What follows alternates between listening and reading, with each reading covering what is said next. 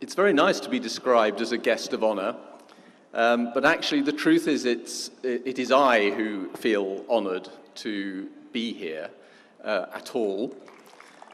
And I will explain why shortly, but first I must thank Sudhanwa and Dhananjaya and Prashant and Matthew for inviting me, and also say to Narayana Murthy how glad I am to meet him. But I think we've heard one or two things about each other over the years, and and it was lovely to hear you speak. It was very inspiring. Thank you for that.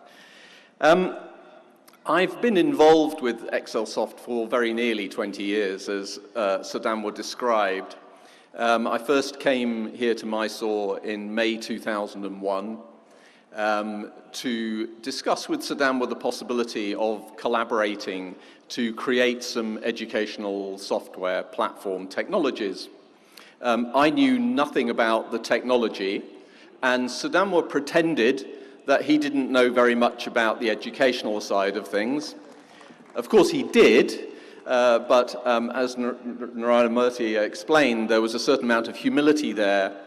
But we did in fact collaborate closely together. And that was mainly in the educational technology arena. But I was frankly completely delighted when Sudhanwa and his father, who was obviously critical and highly inspirational in all of this, decided that they would like to set up their own school.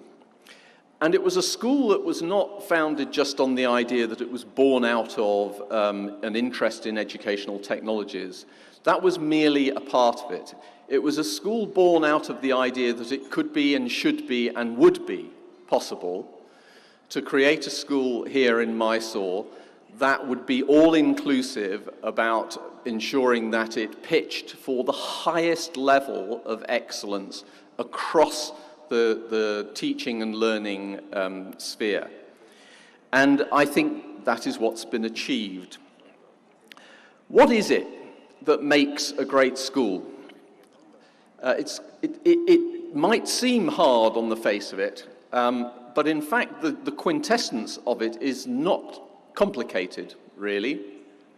I have visited thousands, literally thousands of schools, not just in the UK, but all over the world. My business obviously sells textbooks all over the world, but also I've been involved as chairing governing bodies of schools, and indeed, as was mentioned, a university too. But I visited schools in the States, I visited schools in China, I visited schools obviously extensively in India. And I can tell you that when you have done that, you walk into a school and within seconds, you know whether you're in a great place or not. And whenever I walk into this school, I immediately smile. I immediately know that I'm in the company of people who really, really know and care about what they're doing. But to come back to that question,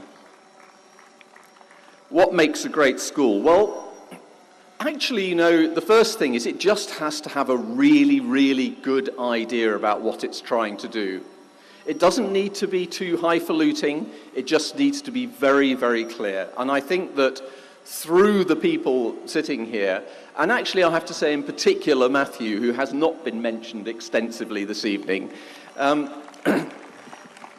that idea is clear, articulate, everybody in the school understands what it is that this school is trying to do, and that enables everybody to get it done. So the first thing is a great idea. The second thing, actually, there's extensive research on what makes schools succeed or not.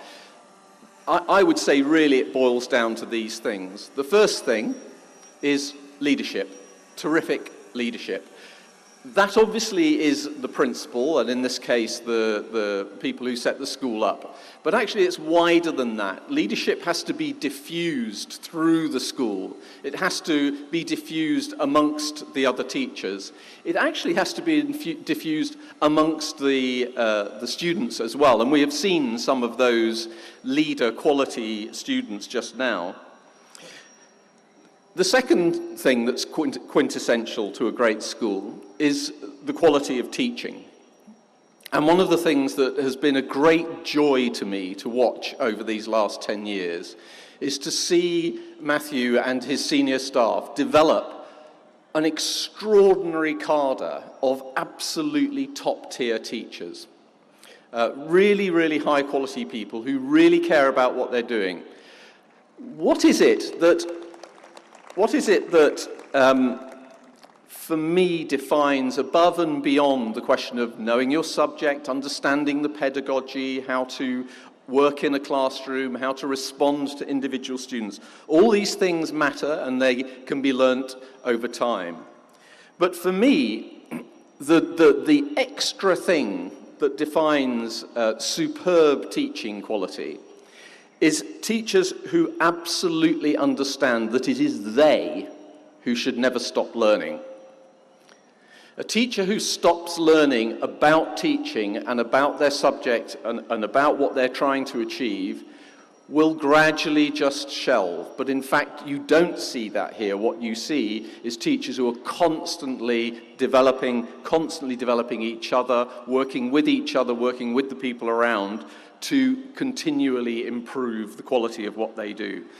So that second thing, actually, Tony Blair, the Prime Minister of the United Kingdom, used to talk often about the most important thing that a state does is education.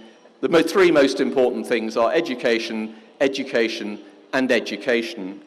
It's one of the things that I agreed with him about. I would say that in order to have an effective school, the three things you need are great teachers, and great teachers. But I'm going to move on a bit because it actually is a bit more than that. It also requires parental commitment. And I've been very affected by the way in which I've seen Matthew and his teaching team work with parents and that quality of openness and responsiveness. The fact is, again, what the research shows us is that parents who are engaged and committed in their child's development and their child's learning and are brought into school and enabled to be part of their child's growth massively contribute to success. It should be blindingly obvious, shouldn't it? But actually it often isn't. And then the last thing is the students themselves, and they are by no means the least. I merely come to students last because that's kind of the given hierarchy. And again, what I would like to say there is that when you walk into school and you know within seconds that it is a school that works and succeeds, part of what you do is you look at the kids and you see whether they are alert, bright, keen, relaxed, comfortable, happy, challenged, enjoying things. They look you in the eye, they speak with confidence to you. And this all happens here. By the way, even from the tiny little ones, I find that here. Of course, it's the case that one of the things you want to achieve with a new school like this is to get to a place where your school is successful in terms of recognition, in terms of examinations, in terms of how your children progress beyond the school, and so on. All of those things are actually important. But there is much, much more to it than that, and should be, and Matthew actually describes that very well. I want to add one simple thing to it, and this would be my message to the students here this evening. It is that the single most powerful thing that your schooling can do for you is help you learn how to learn. And actually, that sits behind the entire philosophy of this school. What I think the school is succeeded in doing is seeing children leave who have that quality. And what that means is that they will spend the rest of their lives learning, and that means they are then able to do all the things that were described earlier. So I would like people on this occasion, 10 years in, and as Sadanwar says, that's a short part of the journey, there's a long way to go. But I would like people to reflect on this, that in a mere 10 years, which, by the way, is nothing in the life of an education institution. It's a small passage of time. In that short passage of time, Excel Public School here has become a beacon for Mysore. Already, it is setting quality standards which are impacting the surroundings. It is also a beacon for India. I hope and believe that what has been developed here will spill out across India, that people will increasingly come here, or teachers from here, students from here, parents from here, will take away and show to other people around India, this is what you can do. You can do something as amazing and wonderful as this.